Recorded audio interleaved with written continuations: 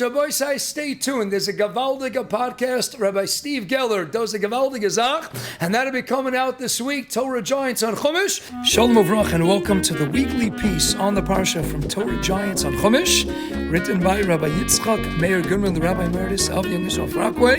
Sit back and enjoy. Welcome to Torah Giants on Chumash. I'm Steve Geller. This week, once again, Rabbi Goodman brings us the magic of Rav Yisroel Yosef Taub Zatzal and his brilliant Sefer Dorshei Reshumos. Let's set up the scene in our Parsha.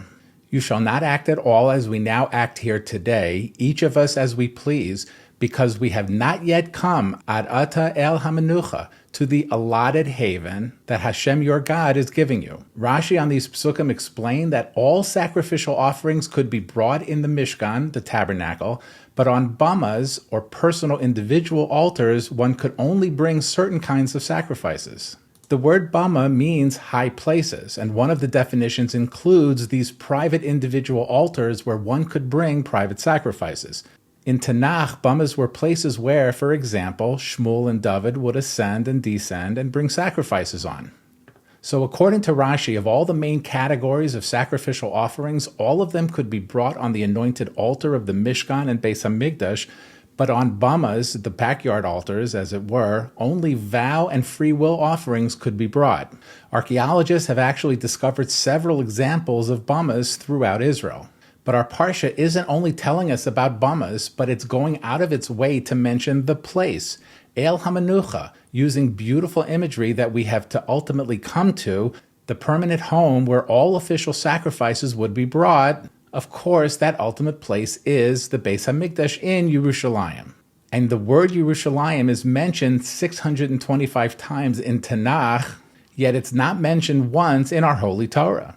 The first of the 625 times is the beginning of the 10th chapter of Yehoshua, where King Adoni-Tzedek heard about Yehoshua capturing the city of Ai. So nowhere in the Torah does it mention Yerushalayim by name, but in a moment like this in our Parsha, which references the place without naming it, wouldn't it be obvious to reference Yerushalayim here? You know where we're going with this. In the 6 Hebrew words, beginning with Hayom and ending with Ki, if you look at the Sofei Tevos, the ending letters of each word, those 6 ending letters spell Yerushalayim, just as it's found 625 times in Nach. Let's just bask in this moment for a minute. I mean, how amazing is this? This phenomenon occurs 12 times in the 5 Chumashim, all of which are recorded and analyzed by Rav Taub. In this pasuk, the context is obvious. Our passukim deal with the permission to bring sacrifices on private altars until we finally arrive at the true place of rest and inheritance, which is Yerushalayim. But since Hashem never mentions Yerushalayim by name in the Torah, this clue was spelled out in a perfect, obvious, but hidden way. But why leave it hidden? Let's tell the whole world, or at least our family and friends. And this couldn't be easier. All you have to do is just like this video, subscribe to our YouTube channel, and hit the share button, which copies the link to this video, allowing you to simply paste it into emails, texts, Facebook, WhatsApp groups, or your social media of choice. It's the simplest mitzvah of Talmud Torah. It spreads this magical peace that the majority of the world would never come across, and it helps realize the potential of Rabbi Goodman's life's work, Torah Giants on Chumash. We go to yeshiva to learn, that's Torah. We seek closeness to Gedolim, that's Torah. We daven for inspiration and v'sein chalkenu b'sorasecha, that's Torah. We come up with chidushim in our own learning, that's Torah. Maybe.